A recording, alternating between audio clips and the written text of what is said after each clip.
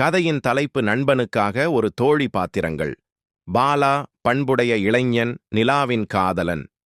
நிலா புத்திசாலி, கொஞ்சம் ஜாலியாகவும் இருக்கிறாள். அருண் அமைதியான, சிந்தனையுடன் பேசும் தனிமையான நண்பர். பத்மா, சஞ்சனா, மேகனா வரையறுக்கப்பட்ட துணை தோழிகள். தேடலுக்குள் வருகின்றவர்கள். ஒரு அழகான விடுமுறை நாளில் பாலா, நிலா மற்றும் அருண் பூங்காவில் இருப்பதோடு கதை தொடங்குகிறது. பாலா, நிலா ஒரு நல்ல ஜோடி. அருண் அவர்களுடன் அருகில் நின்று பேசுகிறான். சந்தோஷமாக இருந்தாலும் அவர் தனிமையை காட்டாமல் இருப்பது தெரிகிறது. பல ஆண்டுகளாக மூவரும் நண்பர்கள். நிலா அருணின் அமைதியை கவனிக்கிறாள். பாலாவுடன் பேசுகிறார். அருண் மட்டும் தனிமையாக இருக்கிறான். நாம் தான் ஒரு நல்ல தோழியை அவனுக்காக கண்டுபிடிக்கணும். இருவரும் ஒரு திட்டத்தை உருவாக்குகிறார்கள்.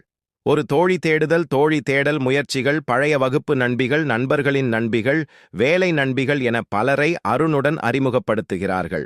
பத்மா அதிகம் பேசும் அருணுக்கு பிடிக்கவில்லை. சஞ்சனா அவளுக்கும் தனக்கும் ரசனை ஒத்துப்போகவில்லை. மேகனா அருணுக்கு பிடித்த மாதிரியானவர். ஆனால் அவர் வெளிநாடு செல்வதற்கு தயார் நிலையில் இருப்பதால் அது முற்றிலும் தோல்வியடைகிறது. ஏமாற்றம் உணர்வு.